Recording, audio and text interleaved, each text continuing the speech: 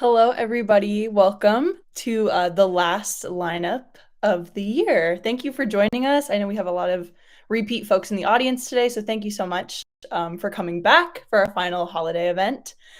We have some wonderful authors that are joining us today. And first, of course, we have to do a few housekeeping things, and then I will turn it over to Tod, who is leading the event tonight. Again, as I said, this is our final lineup event of the year. We'll be taking December off, and then we will be right back at it in January. So you can subscribe to our newsletter and get notified when we have that date. But it'll be more of the same stuff that you've enjoyed throughout this year with Soho Crime authors and visiting authors and all of that stuff. So it'll be really great. We have a similar giveaway as we've done earlier in the year today. So just by RSVPing and attending the event live, we will be giving away 3 Mystery to Me gift cards. We'll be announcing those at the end, so make sure that you stick around for that. And then finally, over on the right-hand side of your screen, there's a little Q&A button. It's a little chat bubble with a question mark in it. If you've got any questions for the authors today, you can drop it right there into the Q&A, and they will be able to see it and answer your questions. So thank you for being here. Of course, we're celebrating 8 Very Bad Nights, a collection of Hanukkah Noir, and there will be a little buy button down at the bottom here in green so that you can purchase your special book-plated copy from Mystery to Me Bookstore, who puts on these really wonderful events for us. So we do ask that if you're interested in the book, you support your indie by purchasing it through them. So without further ado, I am going to introduce the authors that are joining us tonight, including one who is not here yet, but she will be dropping in when she gets here. First of all, though, of course, we have Tod Goldberg, is the New York Times bestselling author of over a dozen books, including the award-winning Gangsterland trilogy, The Low Desert, which was named Southwest Book of the Year, The House of Secrets, which he co-authored with Brad Meltzer, and Living Dead Girl, a finalist for the Los Angeles Times Book Prize.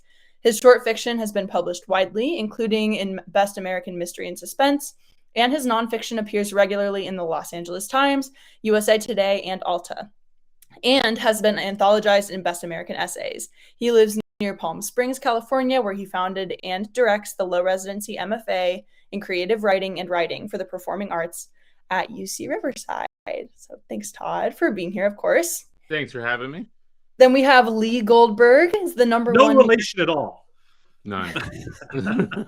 It's the number one New York Times bestselling author of dozens of books, including Malibu Burning, Calico, Dreamtown, True Fiction, The Walk in Lost Hills, as well as the best-selling and acclaimed Fox and O'Hara series he co-authored with Janet Ivanovich. A 2-time Edgar Award nominee, Lee also co-created the popular Hallmark mystery series Mystery 101, and has written and produced hundreds of hours of network TV, including Monk, Diagnosis Murder, Sequest, Hunter, and Spencer for Hire, and many others. Thanks, Lee. Great to be here in my own house. That's Nikki, not your house. Nikki Dolson, who's not here with us yet, but she will be, is the author of the novel All Things Violent and the story collection Love and Other Criminal Behavior. Her stories have appeared and are forthcoming in Southwest Review, Best American Mystery and Suspense, Vatrin, Tri-Quarterly, Tough, and other publications. And finally, J.R. Angelella is the author of the irreverent and twisted coming-of-age novel Zombie. His short fiction has appeared in various journals, including Hunger Mountain, Southwesterner, The Literary Review, Coachella Review, and Southampton Review. His original screenplays have won numerous awards, most recently at the Houston Comedy Film Festival and Baltimore Next Media Web Fest. He teaches creative writing at the University of Maryland, College Park, where he directs Jimenez Porter Writers House, a literary center for the study of creative writing across cultures and languages. He also serves as screenwriting faculty in the Electronic Media and Film Department at Towson University. JR received an MFA in creative writing and literature from Bennington College, and he lives in Baltimore with his wife, Kate, and 2 kids, Gino and Lily. Thank you, JR, for being here. I'm going to get out of here because y'all got enough personality in this room without me. So thanks, everybody, for being here, and thank you guys all for taking time this evening. Thank you, Lily. I appreciate it. And thanks to all of you for showing up here today. What you have here is 3 men with not a chin between us. Speak for yourself. Not a bone-based chin between us. I promise you that Nikki Dolson will class the place up when she gets here. But thank you, Lee, and thank you, Ross, for joining me tonight. This book has been a lot of fun for us to do. I'm going to give you a little bit of a genesis of the book, and then the three of us are going to talk about our stories and about crime writing in general.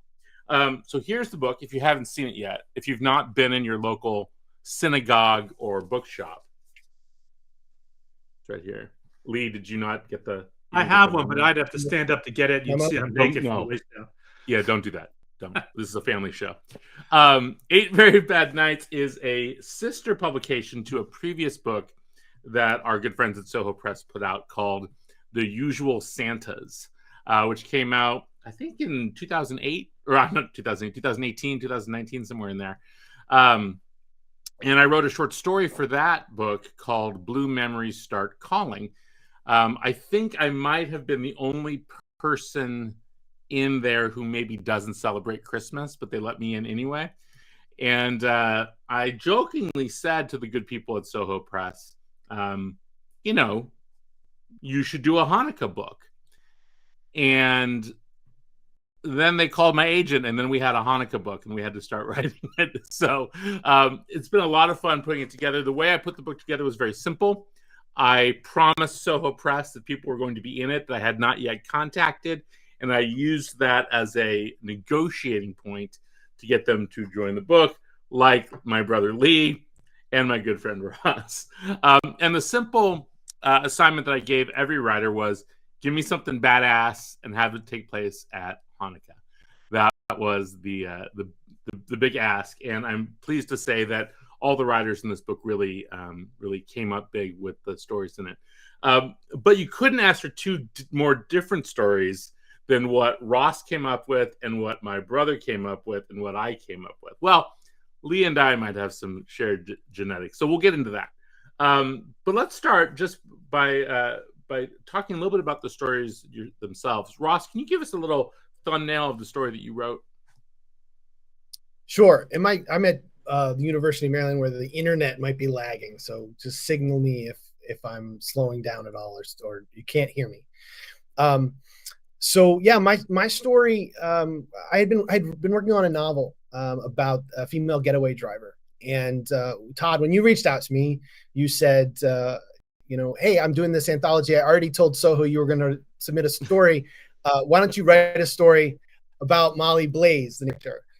And so for me, going into it was great because it was just sort of writing a prequel story that helped flesh out some section of the novel I was working on. And the story itself is the genesis of the main character getting tied up with these local Baltimore-based Ukrainian and Hasidic Jew gangsters, and how she untangled herself from one of them in order to go work for the other, and tied in a lot of personal horrible tragedies along the way. Now, there's a big undercurrent of the Jewish faith that runs through this. I mean, your story is one of the most, for lack of a better term, one of the most Jewish stories. But you are clearly, based on your last name at least, not a Goldberg. How much research did you have to do, or how much did you just know? I know you grew up where you live in a neighborhood with a lot of conservative Jews nearby. Yeah, so my family and I, we moved about 5 years ago, and we moved into a predominantly Jewish neighborhood, and so I've learned a little bit in that time, but really a lot of the scenes where we get into the Jewish faith with the character, with my main character Molly Blaze, sort of running up against the Hasidic Jew gangsters, and it all centered around faith. And for me, like, that's always been a lifelong interest and passion, and something I spent a lot of time reading about and thinking about and writing about. Recently, I learned that's one of the things that keeps coming up in my work quite frequently. Mm-hmm. And so with this character, it quite literally is a moment where she has run out of options and she doesn't know what to do anymore. And so she has turned to this man who she's supposed to steal his briefcase, and he actually ends up guiding her on some sort of soft spiritual journey to make decisions along the way. And so really that kind of came from a number of places, but it was a little bit of me, a little bit of what I knew, and the rest was research based, just making sure I kind of got it right. Writing you occasionally, asking if a scene was a hate crime and I should check it out or take it out or not. Oh, you're good, Ross. Keep going. When I'm the voice of reason, you've really made some bad choices in your life. So Lee, for you've written a short story with the character Ray Boyd that you have used before. You have several short stories collected, or 2 short stories collected in a book that folks can get online right now called Crown Vic, where you have used this character. But he's not sort of the character that I think people really associate with you. You spent your very long career. So long viewers, just to career, be clear, Lee is 86 years old. Wait, let me digress for a second. I've been looking at my reflection while Ross was talking. Would it be wrong for me to start wearing an ascot? Yes. To hide the neck? Yes. Are ascots still in? They've never been in. Oh, there's one man that we know that wears an ascot, and we don't like David Jackal, and Eddie Redmayne is wearing a bandana around his neck. Can I do that? No. You got to go with the neck that God gave you. All right, so let's keep talking. So you're writing about a bad guy, and you have spent really your career writing about really good people. I know that this is sort of what you like to read. How and why have you decided to go down this dark path in your short stories versus your novels? Well, it's sort of a palate cleanser for me. I mean, like you said, I tend to write heroes.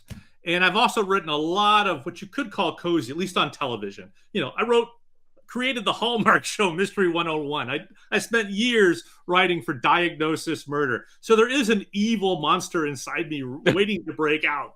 And what the Ray Boyd stories allow me to do is write all the stuff I could never get away with in my New York Times best-selling fiction. I mean, it is the polar opposite of Adrian Monk and Dr. Mark Sloan and the Christmas crap on Hallmark.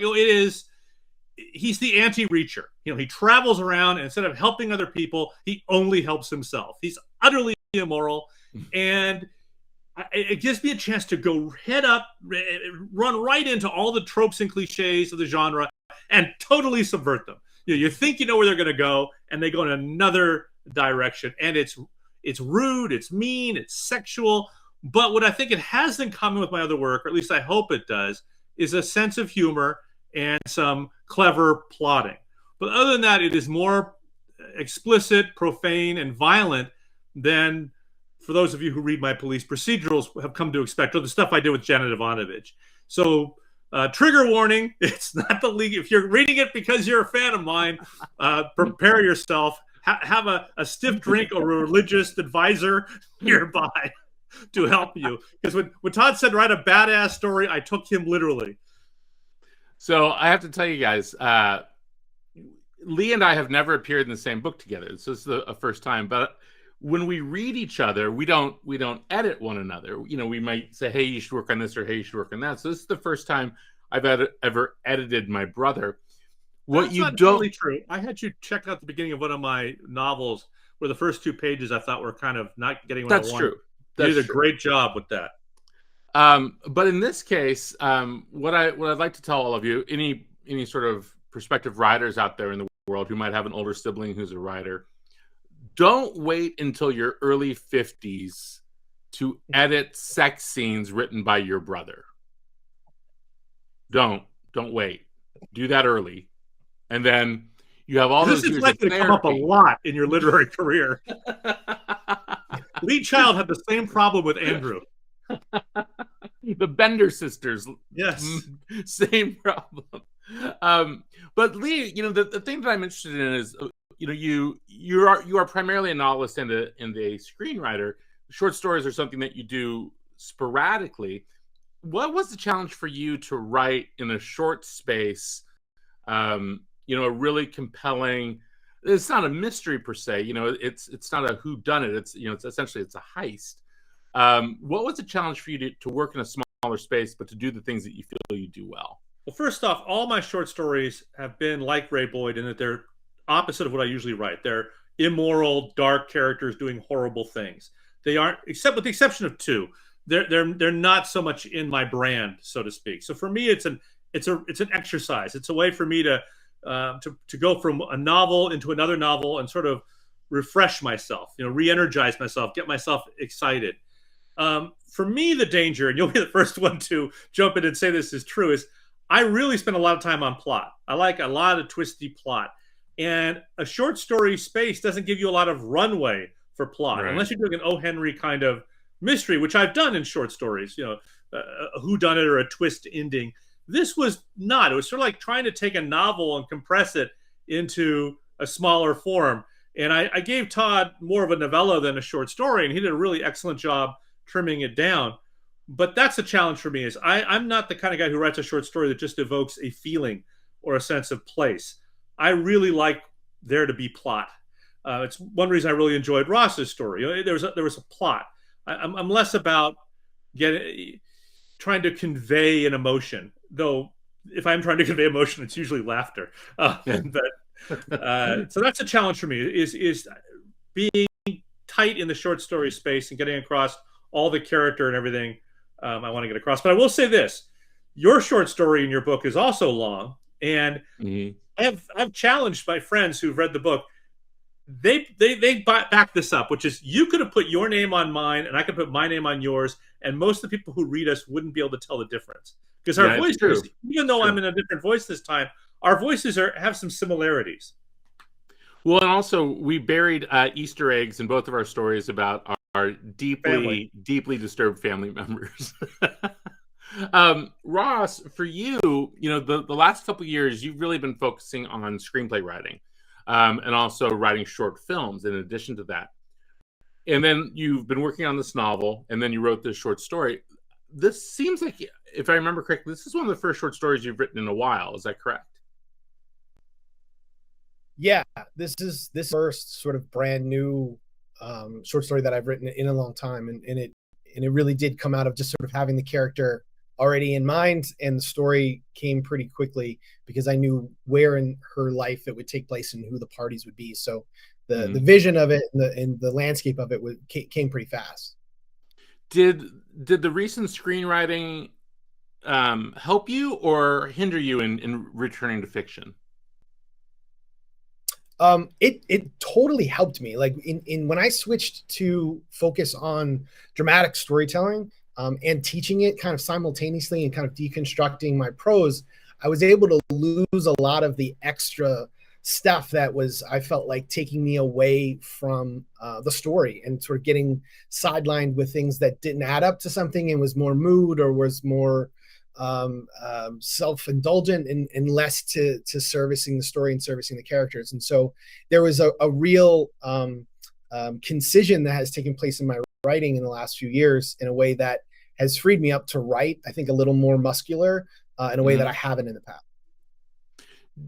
And both of you can answer this. I'm sort of curious about writing toward a theme. This is one of the things that I talk about a lot with my own students at UCR, which is like no one ever walks into a bookstore and says, "Hey, you got something with a good theme? Point me to the theme aisle." But here, I'm telling you, hey, you got to write a short story where Hanukkah plays a role in it. For you, Ross, did that help you in the writing process? Did it make you feel like you had to shoehorn it in, or was that a natural progression in storytelling? No, it was. I prefer to be put in a box. If I have the character and I know where I'm going with that character, if I know the end point, and you tell me I need to write a unicorn into it, I like that as a challenge. I want to. I want to kind of tackle that, and so with this as a writing assignment, it was the challenge. It wasn't a challenge, but like the challenge for me was, okay, how can I write about this as a Christian who doesn't really know the Jewish faith well, that is not ignorant, and yet sort of challenges my main character, but also doesn't have it just be, a menorah, passes by, right. As she's driving, she passes a menorah, like I don't want that. I wanted it to really kind of be tied into the story. And so thankfully, I already had characters in place that it just was a natural fit. And then it was just sort of figuring out what the personal stakes were, what the professional stakes were, and it all kind of fell into place. And Lee, for you, you use Hanukkah as a leaping off point, but also sort of the relationships between the people are really predicated on, I don't want to say tropes, but sort of common assisted living lives of old Jewish men. So was that easier for you, harder for you to write to the assignment? Well, I come from a world of television, and it used to be, to get into TV, you had to start as a freelance scriptwriter. You would write episodes of shows you weren't on and work your way onto staff. But even on staff, you are a carpenter building a bookcase in someone else's home to their specs. And you're also writing stories that have to be told in 4 acts and reiterate the franchise of the show and be told in 44 minutes and on budget and on a certain shooting schedule. So I am used to writing within parameters. And I find it a challenge, and it forces me to be creative. So when you came to me and said, I want a Ray Boyd story and I want Hanukkah in it, that's all I needed.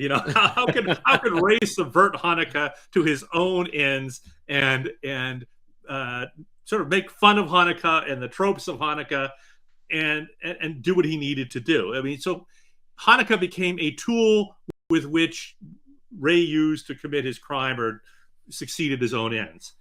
And it became something I could poke fun at. But I've never in my life consciously written to a theme. But I have a younger brother who once in on our late night conversations pointed out the themes in like 6 of my books. And I went, holy crap, he's right. And also he pointed out that I've used the same theme in several books from different approaches, but it's never been conscious because I always look at story from the point of view of conflict. That's where I start. I don't start with a cool murder or a cool heist. I start with a character and I ask myself, what situation could I put this character in that will force him to confront all of his strengths and weaknesses and what he thinks he knows about himself, and will also generate the most suspense or comedy or the two. And what will create where I can throw in the most obstacles. So I always start with conflict. And I want to make sure that whatever story I tell, whether it's a short story or a TV episode or a novel, has conflict of some kind in every single scene. Because like Ross said, the great thing about screenwriting is it forces you to be concise. That each scene has to be there to reveal character or further the plot. And it has to be driven through action and dialogue or it doesn't work. And it forces you not to indulge yourself in overwriting. So for me, I'm going to tell you a big secret. There's no one on here besides the 3 of us. Right? Just the 3 of us. Okay. I will tell you a secret. I write all of my books first as a screenplay, just for me, not to give to my agent or they ever try to sell. I write the book as a screenplay first to get the story out of my system and to see if it works, to see if the conflicts are there. Because if it works as a script, then it will work as a book. And then I sort of novelize my own screenplay.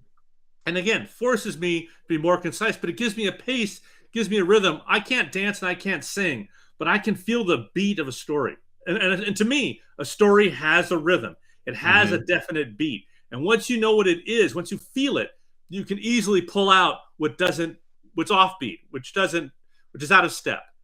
So for me, screenwriting has greatly improved my novel writing. Once I married the two, literally, it not only made me a better writer, but I sold more books. I mean, and I got better reviews. So there was a critical reaction and a commercial reaction to that marrying of screenplay philosophy with novel philosophy. I used to write books the way everybody writes books, just sit down and write prose. But starting with the script has really made a difference. And I'm not discovering the story as I go. I know it, so I'm not fumbling around. I don't remember who posted this. It was on Twitter or Threads or something a couple weeks ago. But someone had gotten a review on Goodreads or on Amazon or something, and they had posted up their own work. And the review was like, a 1-star review where it said, "It seems like this writer didn't know what was going to happen from page to page." And I was like, "Yeah, that's called writing a book." But it reminded me of something that Donald Westlake said to me. That's a name drop for all of you. To you, actually, you were alone when you met Donald Westlake? No. You were with me. Somebody? But he said this to me. So viewers, standing right there, Ross. Lee and I had this wonderful day. This must have been almost 20 years ago at this point, where we spent an evening and an afternoon with one of our heroes, Donald Westlake, the great crime writer. But I was having trouble with my books at the time, and I had just written a book that I couldn't sell. And so the day that I met him, I really was looking for like a Yoda experience that I was hoping Donald Westlake could give me. And in fact, he did, because he said to me something that I'm going to turn around and ask you guys.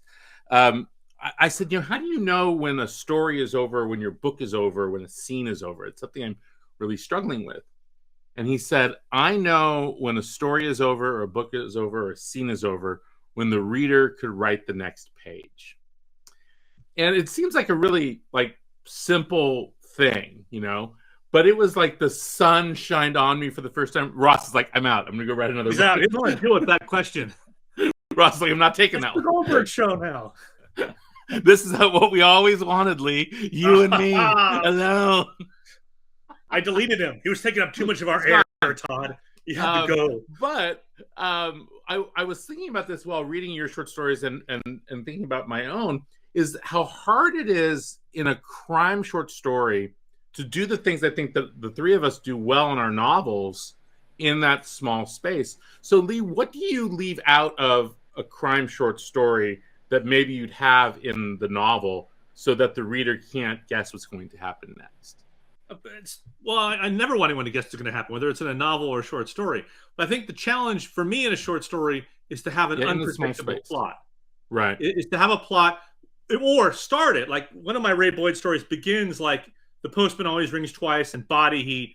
You just know this guy's going to get in trouble, sleeping with this woman and be asked to kill her husband.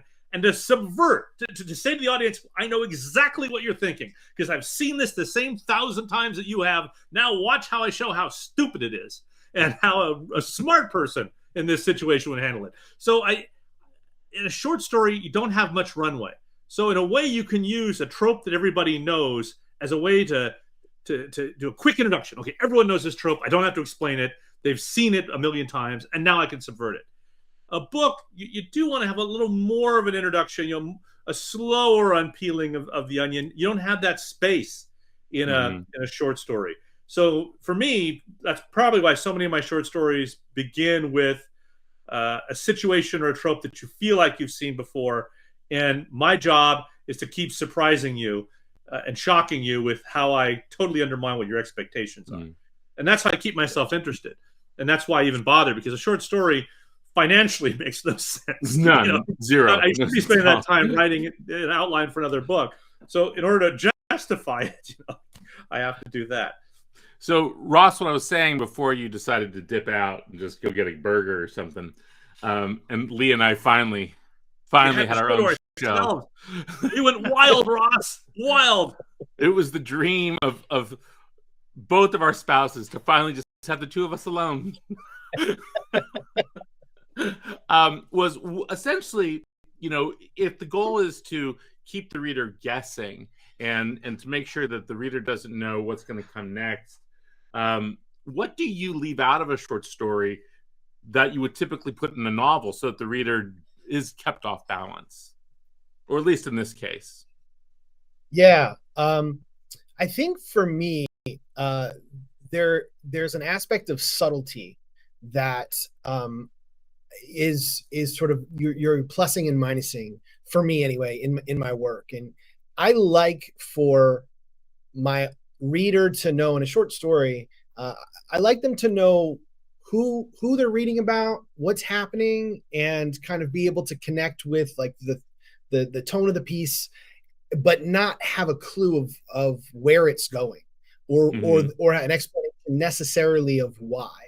And so I try and kind of lead breadcrumbs of that throughout, and just be a lot less forward with kind of the bigger picture. But with Molly, like with Molly Blaze, the main character, again, I had her like fully formed. I knew there wasn't a lot of lag time for me, like my computer has right now, in terms of like developing what her needs were, what she was seeking, why she wanted it. So it was really just a chemistry test of figuring out how it worked. And I would have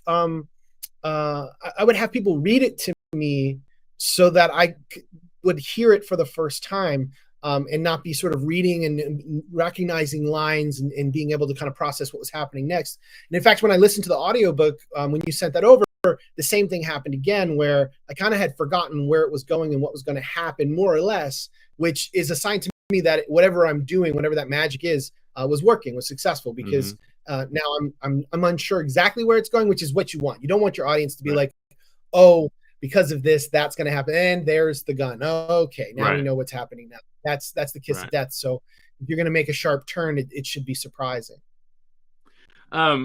So a couple weeks ago, and this is a point in my career where I had to ask important questions. I was interviewed by ARP. That is the Association of Retired People. I'm too young to know what that is, Tod. What things do they provide to the community of old people? Well, Lee, like you're going to get a valise in the mail shortly that with the ARP logo on it that you'll be able to use. But the good people at ARP, who are fine people, and as Lily, our esteemed publicist, said, big book buyers, they asked me a good question, which was, why do you think the holidays are so ripe for both crime but also romance? And we're a household, as you can see, I have a tree in my office. We are a household where we watch a lot of Hallmark Christmas movies. There's one on in the room across from me right now. But I don't read a lot of holiday novels, but there's a whole genre of holiday romances, and of course now this Hanukkah book. For both of you, what do you think it is about Christmas, Hanukkah, that evokes such strong emotions that makes you either want to fall in love with someone or kill them? I can't believe you spend all that time watching Hallmark movies. For me, it would be PTSD. I just remember all my notes meetings at the Hallmark building, have to slit my wrists. I think it's because it's a time of family. It's a time of facing the expectations they have of you and you have of yourself. It's a time where if you don't have someone, you can feel tremendously lonely. Or even if you do have someone but aren't connected to them, you can feel lonely, which can bring out rage or desire. I mean, I totally get it. But I can have those same experiences walking into Home Depot. I don't need a holiday. It's just. And this is why Lee is not allowed to shop for home goods. What about for you, Ross? Mine's a bit more of a technical and nerdy answer, I think. So I guess the more personal answer would be sentimentality, which I know can be a kiss of death in some ways, but there's so much sentimentality around the holidays, that even if you're really into the spirit of things, terrible things can happen to take you off that. Or if everyone seems to be having a really beautiful, wonderful time of the year and you're not, you've lost your job or you've just been broken up with someone, like now we have this sort of this chasm that's creating it. And for me, where that comes from though is sort of the simple idea of contrasts or opposites, in terms of like what we throw at our main characters. And so if we're going to have if I'm going to have a scene, or if I'm going to have a story where a getaway driver is being forced to get out of the car to retrieve a briefcase that's handcuffed to a Hasidic Jew's wrist, and we're setting it at Hanukkah, and now we're getting into this idea of faith, but like what is actually happening is in direct contrast with what's being talked about in this particular kind of sense of time of year and what's to be celebrated. And so that contrast creates conflict, it creates tension with an audience, and I can go on about that, but like I think that for me, a lot of all my stories, like that's at its core. Like Lee talked about, like it has to start with conflict, and for me, that next step is okay. And how can I throw opposition to the conflict? How do I create my character or shift things so now my character is opposite to the conflict, and it heightens it for me in a way. Mm-hmm. Yeah, I think a lot of it for me has to do with the sense of nostalgia, and sort of the original meaning of nostalgia, which is, the ache of an old wound. I think, we've sort of changed the original meaning of the Greek word into something different, into something warmer. But nostalgia is bad. Nostalgia is something painful. And, I'm one of those people who at the holidays, I watch all the Christmas movies. Like I watch all the classics, so anything with stop motion animation, I watch all of those. But the thing about those is terrible things happen in those movies. Like I got news for you. Santa's an asshole to Rudolph. There's no reason Rudolph should ever do that man a single favor. And those other reindeer are god-awful too. There's not a single person in Rudolph the Red-Nosed Reindeer, person being, all-encompassing to also our reindeer friends, that is any good.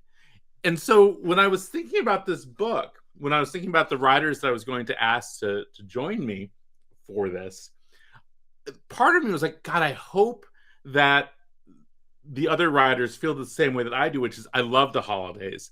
But there's also something really insidious about the fact that we have to be reminded once a year to be good to each other.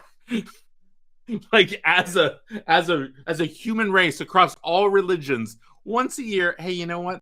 Buy something a little nice for somebody.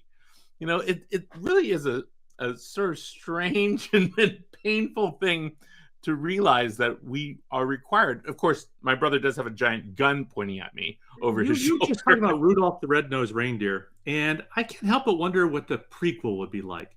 How did he get that freaking red nose? Imagine what his parents were.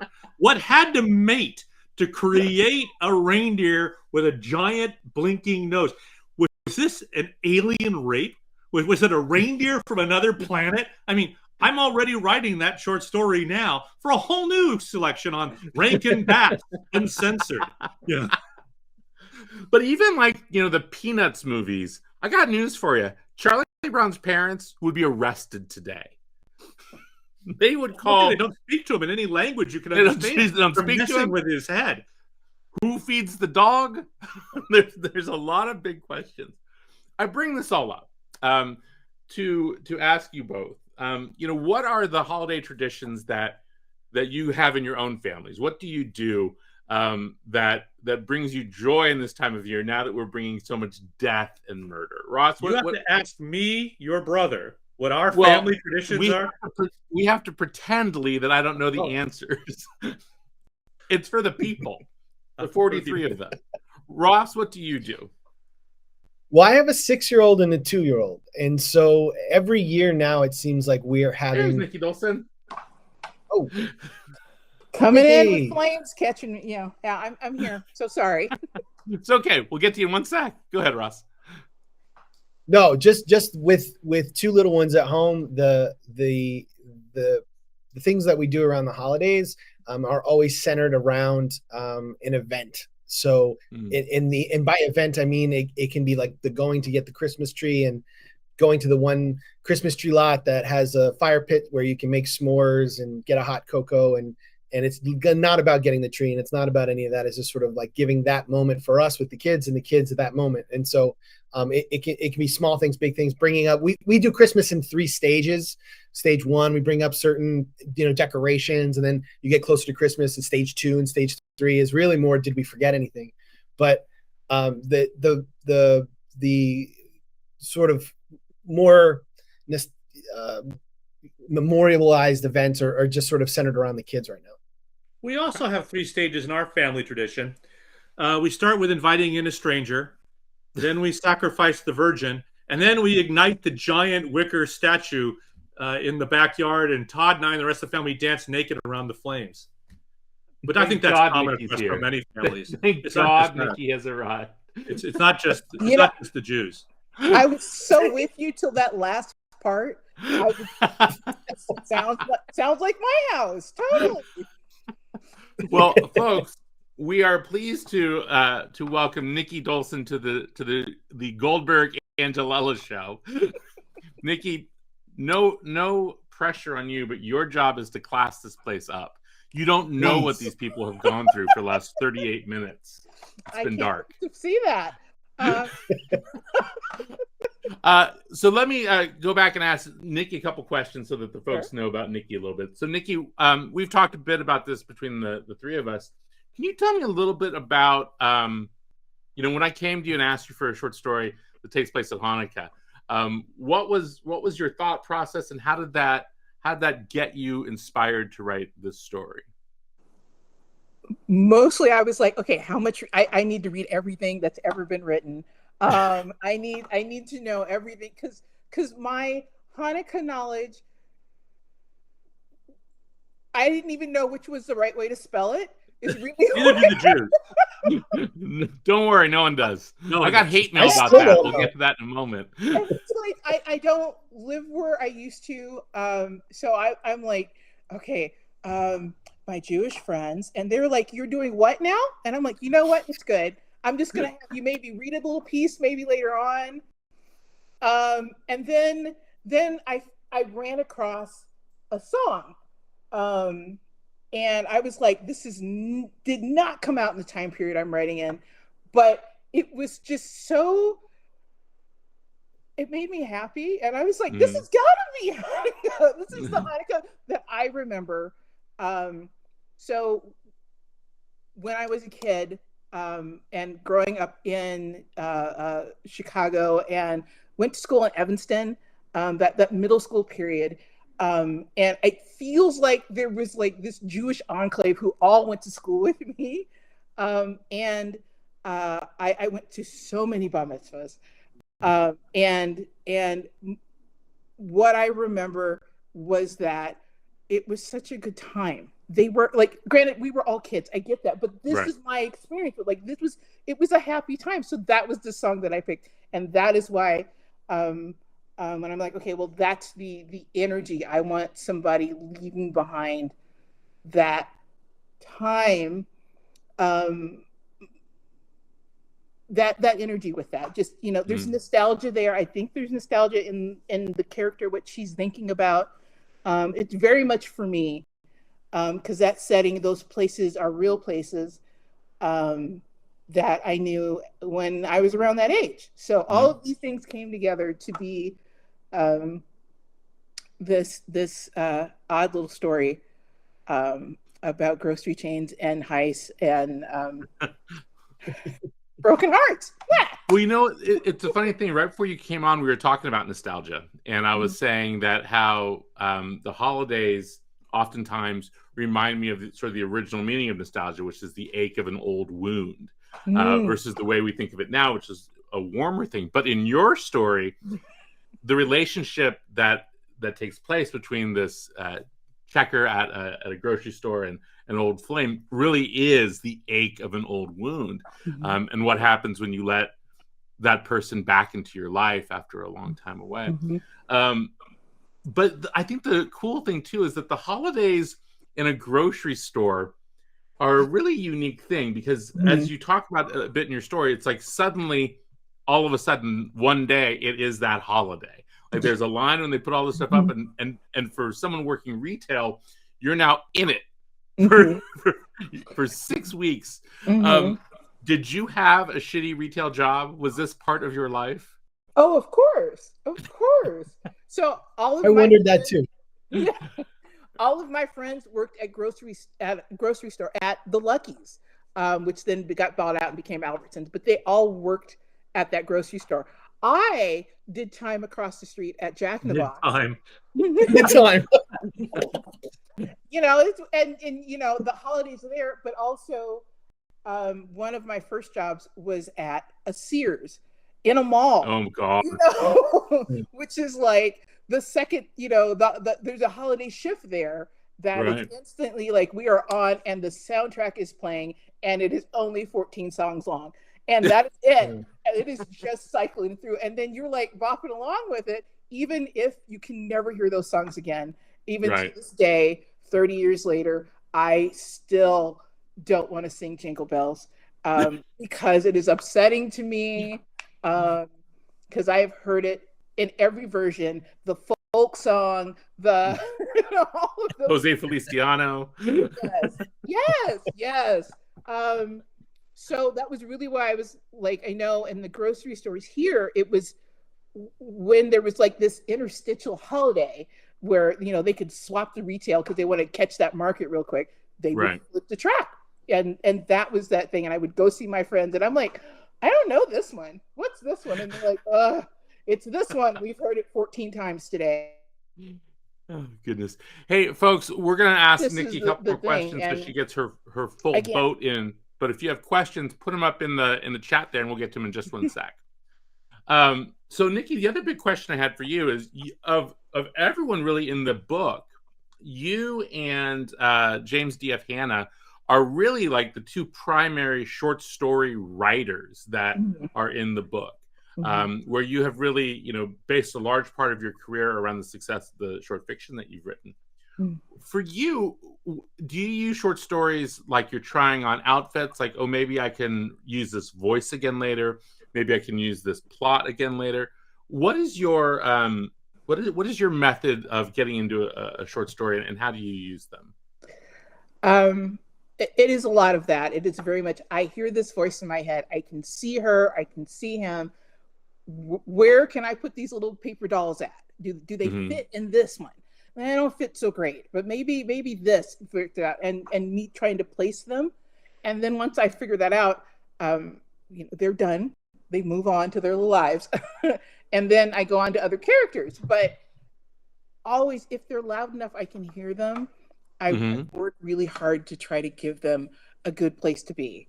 And the characters in my story have existed in just this one little scene for years.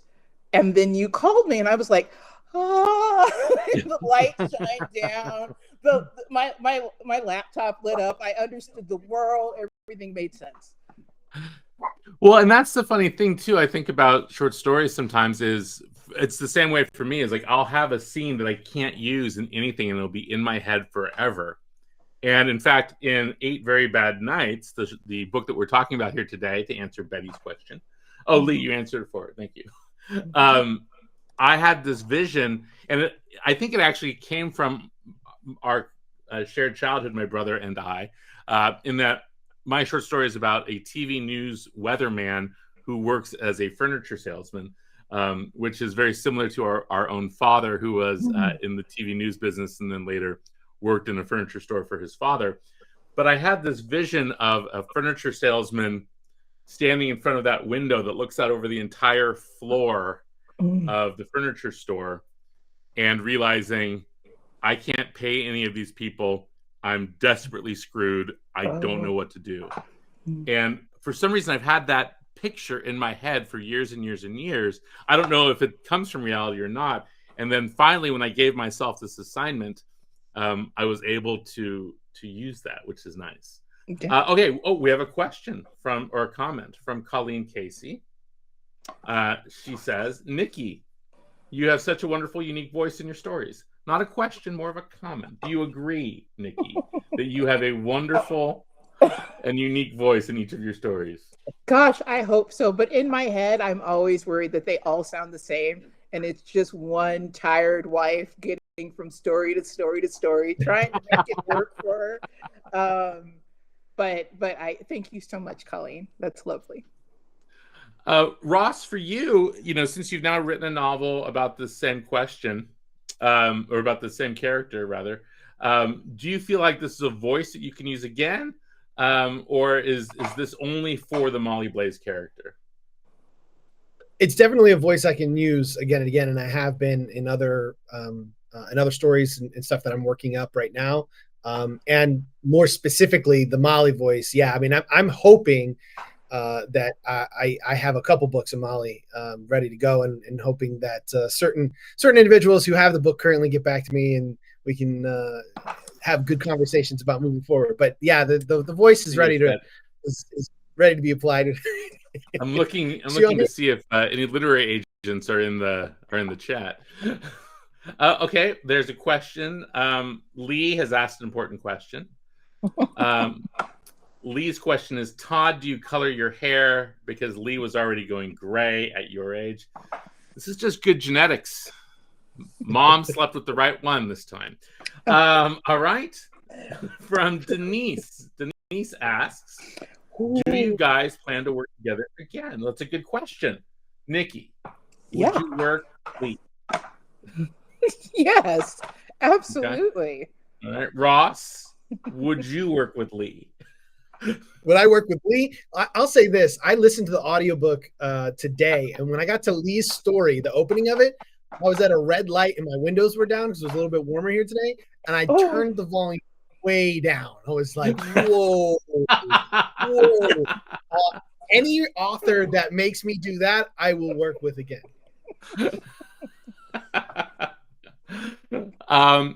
Lee, would you work with me again? Yes, in this situation, this sort of situation, yes. A short story in an anthology, yes. I don't know if you and I could ever write a book or a script together. No. But we could, an anthology, yes, I could do that again. You know what? And the cool thing for the two of us is, in this case, what Lee mentioned earlier is like you really can see our shared DNA of the books that we read, growing up. Like both of us have written sort of classic noir stories that are that pay homage to our actual past and the past of the books that we have read, which is cool. But I think Lee and I, you don't want to see brothers in the arts. It leads to Oasis, and no one wants Oasis. There's only one Oasis. Lee, Oasis is a band. I was wondering what the hell you were talking about. Leads you to water. What is that a bad thing? It'd be like Donnie and Marie, for instance. So, you know what, Denise, to answer your larger question, I think for me, this is the first time I've ever edited an anthology like this. And the funnest thing for me, or the most fun, as now that I'm an editor, was getting these stories and sort of having a notion of what each was going to be and then being totally surprised by it. When I knew what Lee was going to give me because I'd read his Ray Boyd stories. I'd read Nikki's collection short stories, and I'd read other stories of hers that had appeared places, but I had no idea what she was going to send me. I had no sense of what that was going to be. And so for someone like getting stories from Nikki or some of the other writers in the book, the surprise of seeing what that thing was going to be was really cool. And so I think at some point, I probably will edit another anthology. Okay, we have a question here from Miguel. How do you all balance your life as a writer along with other aspects such as family or work? Well, Nikki was just taking her mom to a doctor's appointment, so she can answer that. As you noticed, I'm very late often. So I started seriously doing it in 2006, writing in 2006. And I didn't do anything other than work and help the kids with homework. And then I wrote all the time, which is maybe why I don't have a husband anymore. But I wrote all the time because I couldn't make the voices stop. So you just right. do it. You just do it. I mean, I have Post-it notes with things I'm on. I have Post-it notes all over the screen I'm looking at. They're on my phone. I do it all the time because that's the only way I can fit it in. Mm-hmm. To back up what Nikki just said, I had a very successful career in television, and I wrote books kind of on the side. We have one child. She was going off to college, and my wife said to me, Lee, you leave at 8:30 in the morning. You don't come back till 8:30 at night. Our daughter's going off to college. Is it possible for us to live on your books alone? Because if you stick with TV, I'm going to be a widow. You're going to come home late at night. We're going to have dinner, and I'll see your back while you write your books. Can we make a life change? And, so to make a long story short, I essentially gave up writing for television, which was very lucrative and was doing really well for me, to focus on books because my marriage and family were more important to me than my career. But also I have family needs, which is, paying my mortgage and the electricity and paying for retirement and college tuition at the time and all that. And I discovered, yes, I could do some scripts on the side, but I could, my book career is going in such a trajectory that I thought, yes, I could do that. And so that's one balance. And now that one of the reasons she wanted me to focus on writing books instead of television is I'm home most of the time. So if we want to go on a trip or do something, as long as my book comes in on the deadline, no one cares where I am or what I'm doing. And I'm always here. for the most part. I mean, I still am out at conferences and promoting my book, and I still do some television that requires me to travel and consulting and stuff. But I altered my work career life for my family because family ultimately comes first. But at the same time, my family falls apart if I don't keep writing. We like to talk about writing as an art and hearing voices and all that, and that's all true. But for me, it's a job. I have to write 2 books a year and X number of scripts and everything to pay the bills.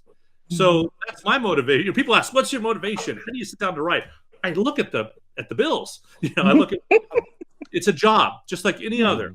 So same work-life balance that you have, no matter what you're doing, whether you're a lawyer, or a teacher, or a doctor, or a landscaper, it doesn't matter. What about for you, Ross? Well, Miguel Zarate is the name you want to remember. He's a student in the Jimenez Porter Writers House. So the fact that he's watching right now, an A+. He's very talented. I think you said it, Lee.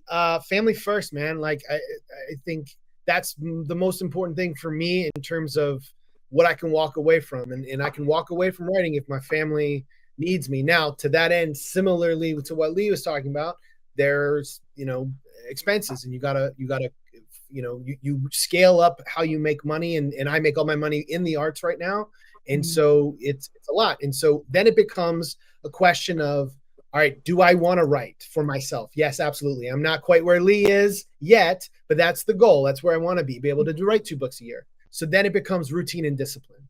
Where is my best time to write? When is it in the day? And I have to be routine with it, and I have to be disciplined in it. Otherwise, you're not productive. And I had a big shift about 5 years ago. I've been writing for 25 years. And in the last 5 years, I've written more than I have in the preceding 20. And the only change is the routine and discipline of knowing what time of day I write best, how long I need to write, how to get stuff done, how to get it on time. And then to get the rest of the day is the rest of the day. To do, running the program or editing someone else's project or whatever it is. But it's so easy to walk away from all of that when your family needs you to be there. And so and everyone's different, like whatever that means to you. It is a craft and it is an art, but it also is, as Lee said, it's an occupation.